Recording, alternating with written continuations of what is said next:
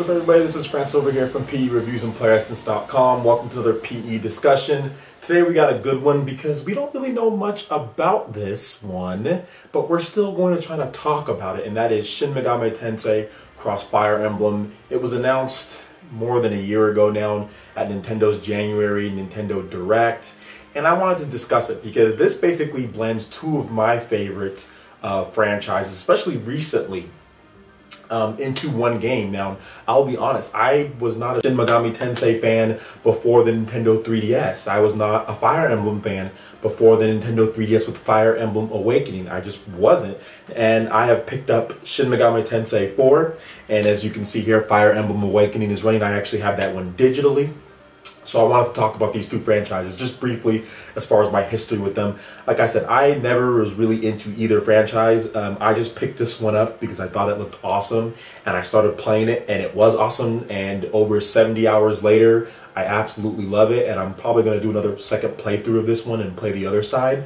Plenty of replay value, plenty of DLC, plenty of content. You don't need the DLC, but plenty of stuff to do, especially after you beat the game. Plenty of replay value. It is a more expensive title, but I absolutely love it. It's more of a turn-based title. For those who don't know, it's a turn-based title, and the basic gist of it is you're a samurai, and what you do is you actually recruit demons to be on your team. So it's kind of like a mature themed Pokemon, where you actually have to convince demons. You don't capture them though in a Pokeball. You actually have to talk to them and negotiate them to join your team. So that's pretty cool. Now, Fire Emblem Awakening is a strategy RPG, classic strategy RPG. The formula really hasn't changed much from what they did, but the difference with Fire Emblem Awakening is basically the smoothness of the game, how it looks. Combine that with the class system, because basically it has one of the most innovative battle systems I've ever seen. You can actually continue looping skills and different classes pretty much infinitely until you learn everything, but each character has like a tons of classes that you can go through. Then of course you can go to master classes and different stuff and learn even more skills. So really the battle system is infinite. And what's another thing that's really great about it is the cutscenes. As you can see here, the cutscenes are fantastic, and the graphics are actually pretty good. They could be better, and they don't have feet, but they're still pretty good for Nintendo 3DS. And of course the anime cutscenes, like I said, look gorgeous.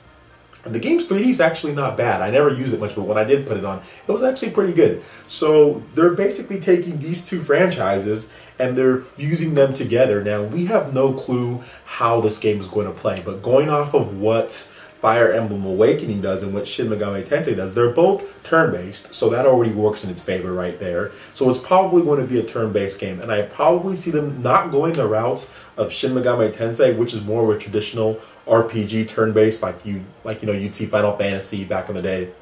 It's more kind of like that. I kind of see them going the route of Fire Emblem Awakening, which would be strategy RPG, which would be you move on a grid, mainly because it's easier to incorporate a different genre into that style, because you can just say, hey, they have this, this person, and he moves this type of space. And most characters in these games, that they're either faster or slower, you can tell by speed, so it'd be easy to kind of incorporate them into a strategy RPG. At least that's what I think. Now, and of course, it could still be a turn-based RPG. Heck, it could be an action RPG. We have no clue. But just going off of what I think Intelligent Systems is best at and what they like to do, I think a strategy RPG would be more of the line as far as what I would like to see for the game. Now, some of the features. Now, I've talked about this before, and I've discussed this on some of my other videos that I've done. But this has to be this has to be a big game. This has to be a graphically intense game. This has to show people that you want to play this game. I mean, it has to look good, and that's just personally my opinion.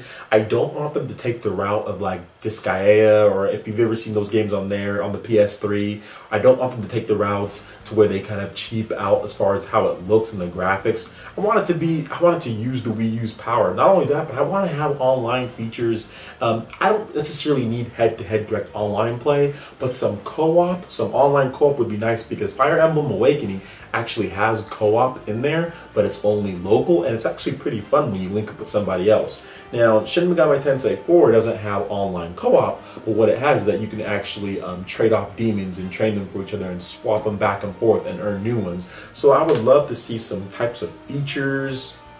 I would love to basically see what they can do with the online, but I would like them to take the approach more like Fire Emblem Awakening's online, to where, or Fire Emblem Awakening's co-op, to where you can pair up with somebody online and go through, tackle separate missions that are completely different from the main quest, you know, earn loot and transfer that loot to your single player file, because it's probably going to be a single player game, but hey, it would be nice if they did that. Plus, another things that they can do is that they can use Miiverse, you know, being able to send items back and forth between your friends and stuff like that. That could really be a help. And just Miiverse in general for getting through hard places, you know, being able to leave messages and notes on the battlefield, kind of stuff like Dark Souls did, but on, you know, Fire Emblem Awakening. Like, let's say you're going through a map, you know, on the new Shin Megami Tensei Cross Fire Emblem, and there's like a really, like, you're about to get, like, there's an ambush or something like that, to where sometimes there'll just be random characters that just come out from anywhere. Somebody could be like, hey, and you know, in a few more turns there's going to be a random, and there's going to be an ambush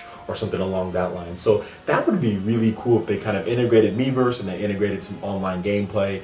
That's what I'd be interested in, at least.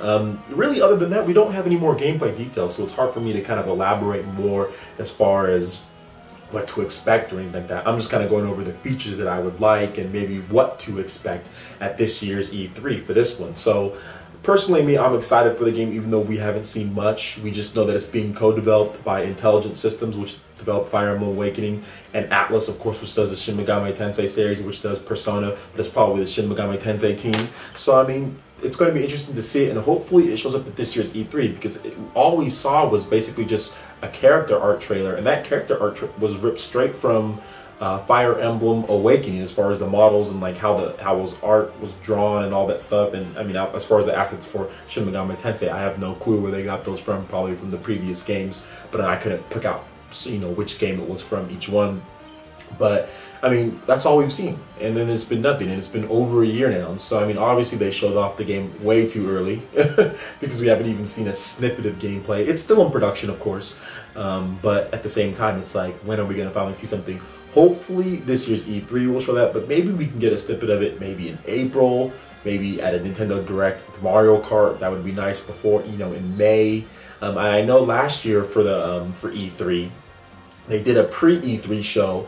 I think it was in May. It was like late May, where they showed off Sonic Lost World for the first time. So, you know, you never know what they'll show. But anyway, that basically wraps it up for this Road to E3 PE discussion. Let me know what you guys think. What are you guys' expectations? What do you guys want in this game? What are you guys expecting? Do you guys think that there will be a pre-E3 Direct showing off some gameplay? Do you guys think this is going to be a super graphically intense game, or is it going to be scaled back? I want to know. Put your comments down below. Also, make sure to like this video if you did like it. Subscribe if you're someone new. I upload videos all the time. Definitely, you're going to love it here at PE Reviews. And make sure you check out the description below. There you'll find the main website, Playeressence.com. You can go there for all your news, reviews, trailers, tips, and tricks. We got plenty of gaming news going up all the time. Alright, this is France over here from Playeressence, and we will see you guys for the next PE discussion, Road to E3. Peace.